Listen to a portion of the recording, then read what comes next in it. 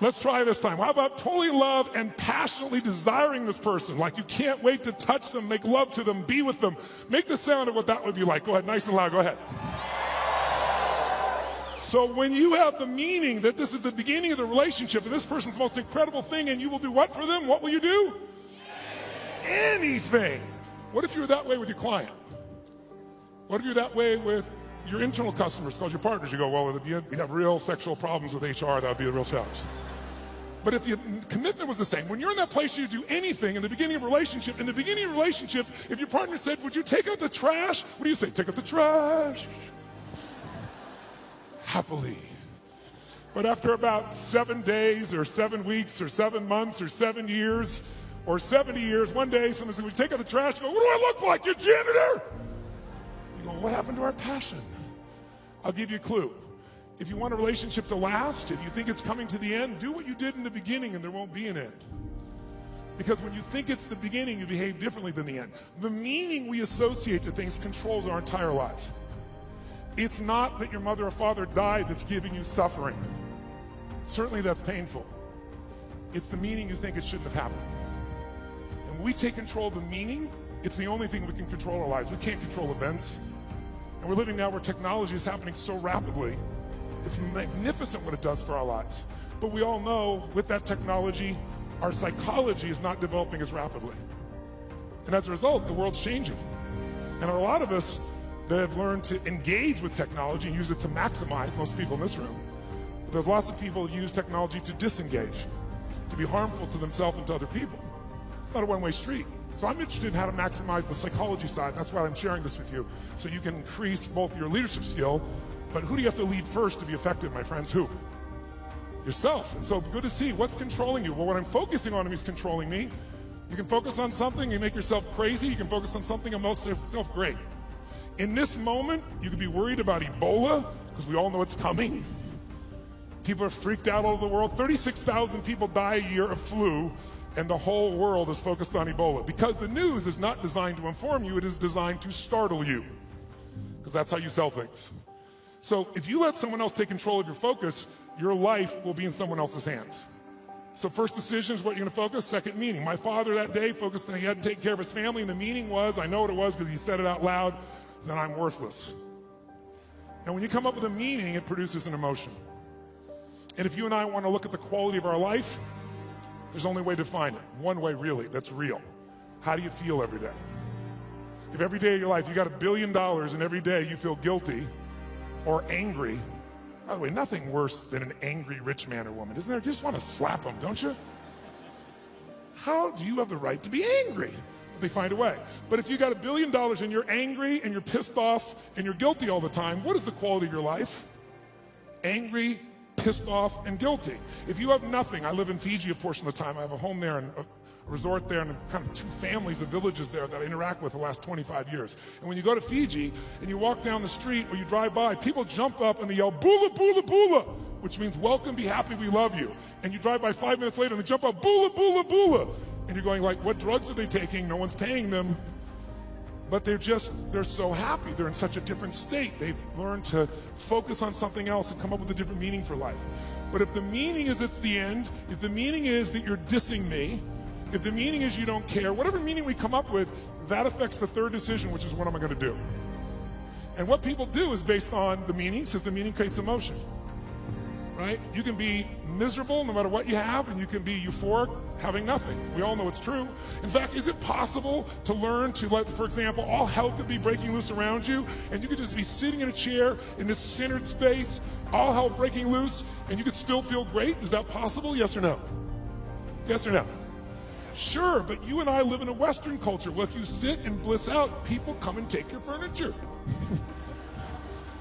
So we have to be good at not only controlling the internal world, but our external world. And that's shaped by what we do. And what people do is based on their emotions and also their role models. So I thank you, Mark, and I thank all of you that are role models for people, where you show people that success does not mean taking, that success can mean truly growing and giving. That money, resources, and opportunity are things to be shared. They're things that are tools for a quality of life that you're able to enhance for people and for yourself and your family. Pretty beautiful thing. My father that day decided what to do was, if I failed and I've been worthless to my family, I must leave. And he did. And to me, it was the worst day of my life. I'll never forget it. I loved him more than anything. I had 4 fathers. He's the one I finally got attached to. It was like, Mom, I'm confused. But then finally, years later, I got the benefit of it, because out of all those experiences and all that pain, that day I made 3 different decisions. First decision is I just decided to focus on something different than him, and that's the power we have. We get to decide what to focus on, and my decision number 1 is I want to focus on the fact there's food. What a concept. Pretty cool. But the most powerful thing to change my life was meaning. I said, what does this mean? Because my father had always said, my mother had always said, nobody gives a shit. Nobody cares. Don't care about anybody, they don't care about you. And that day I had physical evidence.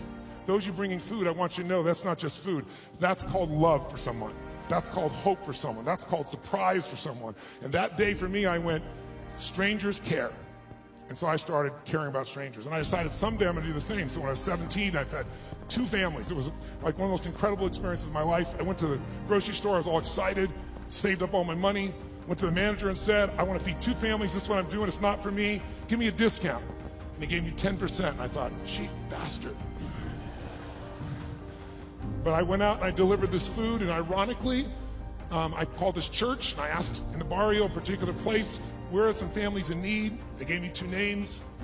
I put on t-shirt and jeans. I wasn't going to be acknowledged. I also didn't want someone to be insulted, because I saw what happened to my father. And I wrote a note, said, this is a note from a friend. And I said, I just want you to know, we know you're having difficult times. Everyone does at times. And I want you to have a beautiful Thanksgiving. And please feel loved, take care of your family. And someday, if you can, do well enough to do this for one other family and pass it on. But love a friend. And I had it written in Spanish as well. And I'll never forget, first place I pull up, this rotten old van, stick shift van, that I borrowed from a buddy of mine, with all these bags of food. And I went into this place and got out, pulled up this little tiny building, really tiny, knocked on the door, and when I knocked on the door, this little woman opened the door. It's probably half my size, which is not hard. I'm 6'7", so she's like 5'2", and she looked up at me like this, and she saw the groceries, and she screamed. And she started grabbing my head and pull it down and kiss me. I was like, no, no, no, delivery boy, delivery boy. And she goes, no, God gift, God gift, God gift. And she didn't speak English, so I handed her the note. She read the note, she crying again, started trying to kiss me again. I said, no, no. She goes, God gift, God gift. So I pointed, where do I put this? In this tiny little room. There's a table there. I put the food down. And I went over to get some more groceries. And when I did, 4 children come running out. And one hits my leg and wouldn't let go. And when they saw the pumpkin pie, it was over. And it was one of the most emotional experiences of my life, because first of all, this little boy just wouldn't let go. And I delivered this food, and this woman was crying and smiling. And I stayed there just to take it in for a few minutes, seeing them all. It was like going back in time. And then as I went to go leave, I couldn't speak Spanish, and she was like trying to say something in Spanish. I didn't know what to say, and it was Thanksgiving, so I said, Feliz Navidad. It's like, I heard the song, okay? And she laughed and laughed. She's crying and laughing. One of the more beautiful experiences of life, isn't it? When you can have both those experiences in your body simultaneously. And I remember I got in the van, and all the 4 kids were sitting on the bench here, and she's standing there waving, and I pulled in, go in reverse, and I looked in the mirror, and as I looked in the mirror, I saw these kids there, and I saw Mom crying and smiling still, and then I lost it. I started crying uncontrollably. And I'm like trying to put the thing in gear, through tears coming through my eyes, and I thought to myself, what? I mean, this is a beautiful thing. Why am I crying?